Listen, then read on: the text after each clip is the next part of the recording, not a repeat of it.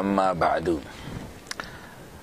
Di sini kami insyaallah akan menjelaskan bagaimana Bapak Maulana Syekh doa-doa yang diistiqomahkan, wirid-wirid yang diamalkan menurut apa yang kami saksikan dan kami ketahui dulu selama hayat beliau beberapa tahun, baik sebelum pergi ke Mekah maupun setelah kembali dari Mekah. Bapak Maulana Syekh Kiai Haji Muhammad Zainuddin Abdul Majid Al-Anfanani Al-Masyhur, beliau yang doanya, doa ada berbeda-beda. Ya, setiap beliau berdoa, Fatina sulana wa ta'ala fi anfusina wa khfina dzunubana Allahumma inna nas'aluka imanan yubashiru qulubana wa yaqinan shadiqan hatta na'lama annahu la yusibana illa ma katabta lana wa raddina bima qasamtana anta waliyuna fid dunya wal akhirah tawaffana muslimin wa hikna bis sholihin. Dan juga doanya Allahumma ya Allah ya nuras samawati Allah fiqna wa iyyahum linasri liwa innahatil watan fi khairin wa lutfin wa afiyah. Kemudian doa cakup jagat Allahumma rabbana atina fid dunya hasanah wa fil akhirati hasanah wa qina adzabannar. Dan shalawat nahdlatain di akhir doanya. Dan juga yang tidak pernah ditinggalkan oleh Bapak Maulana Syekh, doa hassantu nafsi wa iyyakum bil hayyil qayyumil ladzi la yamutu abada wa dafa'tu anni wa ankumus su'a bi alfi la haula wa la quwwata illa billahil azim. Itu yang sepertinya setiap waktu tidak pernah ditinggalkannya. Adapun wirid-wirid sebelum doa ini adalah mulai dengan istighfar, dengan la ilaha illallah wahdahu la syarika lah, lahul mulku wa lahul hamdu wa yumiitu wa ala kulli syai'in qadir. Allahumma antas salam sampai akhir. Yang biasalah sampai kita itu laqad ja, kemudian fa'in tawallau. Kemudian sampai Allahumma la mani'a, sampai kepada wa man yattaqillaha yaj'al lahu makhrajan wa yarzuqhu min haitsu la yahtasib wa man yatawakkal 'ala Allah fa hasbuhu innallaha balighu amrihi qad ja'ala Allahu syai'an qadra. Itu dari awal yang biasalah dipakai oleh para imam-imam kita yang sekarang yang mengikuti cara Bapak Maulana Syekh itu. Kemudian untuk peraturan fa'in tawallau itu, beliau katakan bahwa tempatnya dibaca 7 kali fa'in tawallau faqul hasbiyallahu la ilaha illa huwa tawakkaltu wa rabbul arsyil azim, itu pada setelah maghrib dan setelah subuh, tempatnya 7 kali. Adapun yang lain-lain 1 kali saja. Laqad ja'akum rasulun min anfusikum azizun 'alaihi ma anittum harisun 'alaikum bil mu'minina raufur rahim fa in tawallaw qul hasbiyallahu la ilaha illa huwa tawakkaltu wa rabbul arsyil azim. Ini fa in tawallaunya ini sampai akhir. Kalau di waktu subuh dan di waktu maghrib diulangi 7 kali fa in tawallaunya, fa in tawallaw faqul hasbiyallahu la ilaha illa huwa tawakkaltu wa rabbul azim azim. Tetapi kalau di Isya, Zuhur, Asar itu ya satu-satu saja, yaitu tidak ada diulangi 7 kali. Itu kemudian dia subhanallahnya dan alhamdulillahnya, Allahu Akbar secara sir, kita sendiri yang jalan. Misalnya ilahi rabbi subhanallah, Allah subhanallah, subhanallah, subhanallah. Terus 33 kali Allah alhamdulillah, alhamdulillah, alhamdulillah, alhamdulillah. Allahu Akbar, Allahu Akbar, Allahu Akbar, Allahu Akbar. Jadi begitu waktu mulai saja dia jahar, kemudian dia setelahnya baru tahlil Abdul Zikri la ilaha illallah, terus la ilaha illallah. Lah ngaji kita kerja sendiri maju, artinya lanjutkan sendiri. Nah, barulah beliau berdoa dengan doa yang banyak doanya, cuma tadi yang yang saya sampaikan tadi adalah doa yang tidak pernah ditinggalkan. Adapun yang lain-lain itu berbeda-beda lah. Itu di waktu itu, tetapi kalau kita di abror, itu di mana-mana. Kalau ini kan ya pergi ke undangan dan sebagainya itu dan ini. Adapun waktu di abror itu yang tadi itu cuma waktu di abror itu subuh yang panjang sekali. Kalau subuh itu subuh sampai beliau 3 kali berdoa di waktu subuhnya. Setelah habis doa-doa biasa itu langsung terus tarekat hizib Nahdlatul Ulama Muhammadur Rasulullah walladzina ma'ahu asyiddaw 'alal kuffar ila akhirih. Setelah itu berdoa lagi.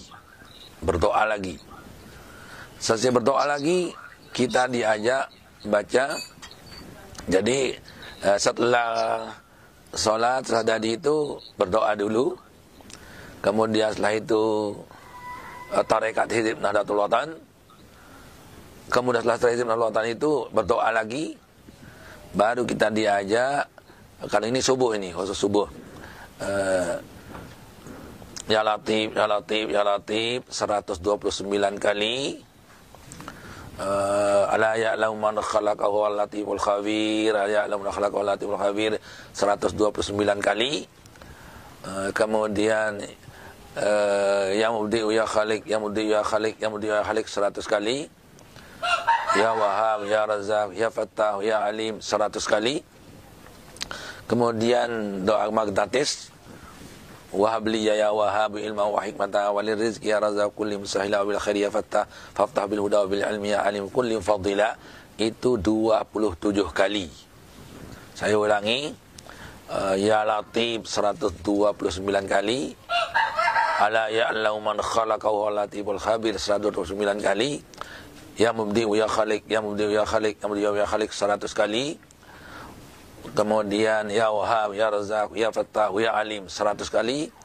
Kemudian Wahabli Ya Wahhab ilma wa hikmata wa lirizqi ya Razzaq kulli musahila wa bil khairi ya Fattah faftah bil huda wa bil ilmi ya Alim kulli mufaddila. Itu 27 kali. Baru beliau berdoa kembali. Jadi doa yang ketiga sudah. Nah, begitu selesai berdoa yang ketiga, barulah kita diajak salaman setelah subuhnya. Itu baru kita bubar. Kemudian di waktu hari Jumat beliau menjadi ayatnya selalu sabbisma rabbikal a'la dengan hal ataka hadisul ghasyiyah. Kecuali kalau beliau ada uzur, baru yang lain.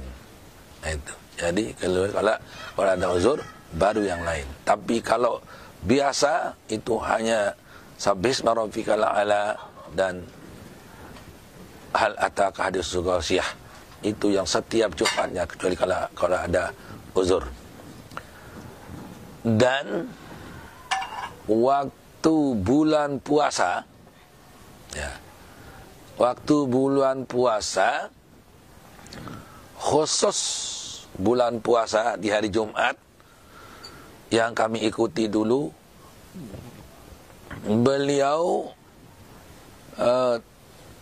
tahlilnya yang banyak sekali, sampai mungkin lebih 500-an atau sampai 1000 mungkin, panjang sekali. Tapi khusus di bulan puasa hari Jumat atau setelah selesai Jumat dan di bulan puasa kami ikuti dulu sampai akhir. Memang banyak seorang yang tidak ikutnya pulang, yang tidak ikutnya, tapi yang banyak yang ikut itu diajak kita panjang, karena kan tidak ada kerja setelah Jumat, jadikan makan tidak, segala tidak. Akhirnya beliau ajak kita sampai di Masjid Pancor ini, di Masjid Pancor. Dia bukan di Abror, di Masjid Pancor, ya, memang Jumat di masjid kan.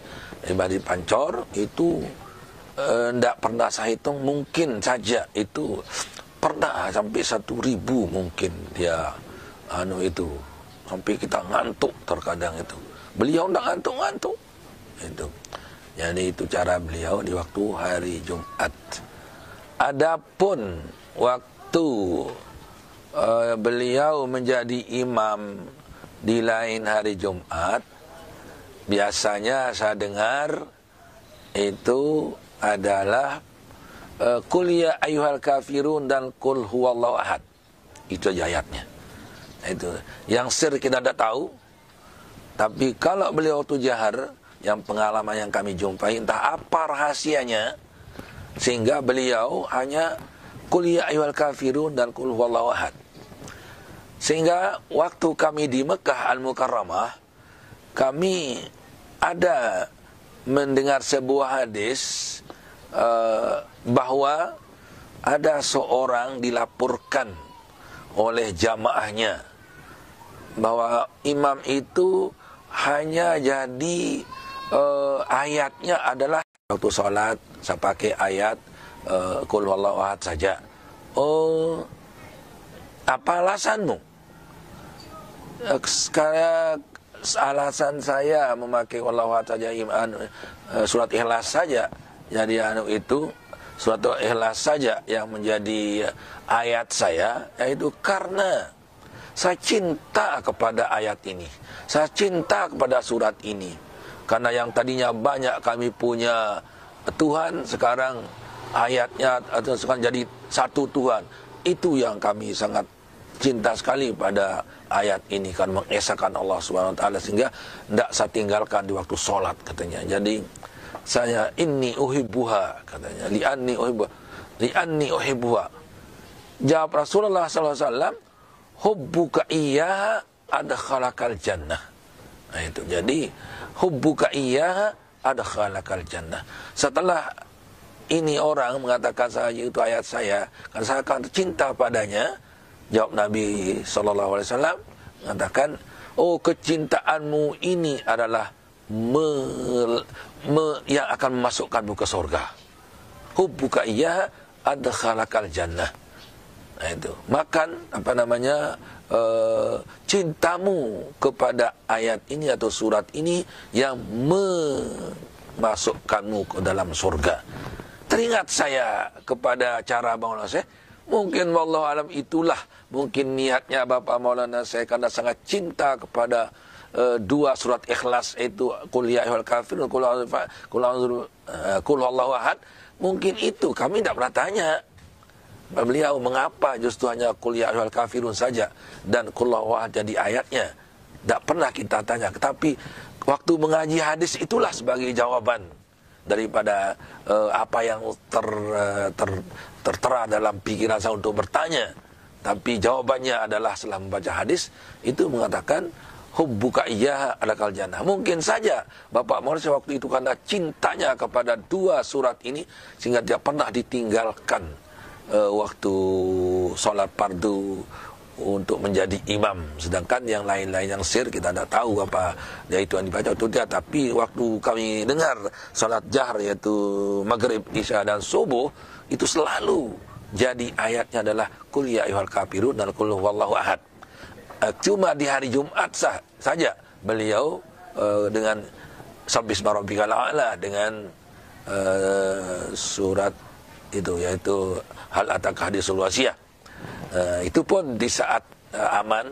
Kalau beliau ada uzur maka diganti dengan ayat ya bantuha dan lain-lain.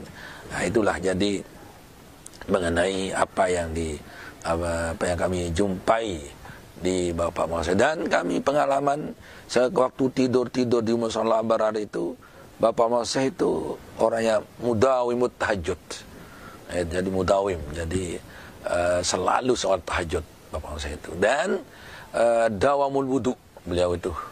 Jarang sekali kami jumpai di suatu acara untuk pergi acara kemudian dia akan wudu di tempat itu, artinya akan pergi berwudu setelah dia mau sholat. Enggak, langsung saja sholat karena beliau selalu punya wudu. Kalaupun kita jumpai nadir, artinya nadirlah hukmalah, tidak kita hitung, tidak terhitung lah, artinya tidak dipandang. Ya nadirlah hukmalah. Jadi yang biasanya kami ikuti selalu dia dalam keadaan wudu, dan jarang sekali atau hampir tidak pernah kita menjumpai beliau akan pergi wudu di saat dia akan sholat di waktu di mana-mana. Itu jarang itu. Jadi yang kebiasaannya itu dawal wudu, dawal tahajud, itulah Bapak Maulana Syekh. Sehingga kita apapun kehebatan beliau itu wajarlah yang kita jumpai. Atau misalnya ada cerita kekeramatanya gitu gini, ya memang wajarlah demikian Pak. Nah, itulah yang sekedar menurut pengetahuan kami waktu itu. Wallahu alam, selebih dan kurangnya kami tidak tahu ke dalam, hanya ini kami saksikan di luar. Artinya adapun dakhili rumahnya tentunya istri dan anak-anak beliau yang lebih tahu. Cuma beliau ceritakan istrinya aja itu, bahwa diantaranya yang diceritakan adalah yang lain-lain ada yang ceritakan Allah, cuma Ummu Fatmah segala-galanya terpanjang bisa. Kemudian Ummi Adaniyah pinternya masak dan pinter berusaha. Kemudian Ummu Rahmatullah itu rajin salat tasbih dan baca Quran. Kemudian itu apa namanya, si Ummi Zuhriyah. Ummi Zuhriyah adalah beliau mengatur administrasi madrasah, membantu beliau dalam madrasah. Itulah yang kami dapat sampaikan. Adapun yang lain-lain tidak menafikan, tidak punya kelebihan, tetapi beliau inilah yang diceritakannya. Nah, sekian dan demikianlah, mudah-mudahan manfaatnya kita semua. Amin ya rabbal alamin. Wallahu fiqh wal hadi ila sabil rasyad. Subhanakallahumma wa bihamdik, asyhadu an la ilaha illa anta, astaghfiruka wa atubu ilaik. Wassalamualaikum warahmatullahi wabarakatuh.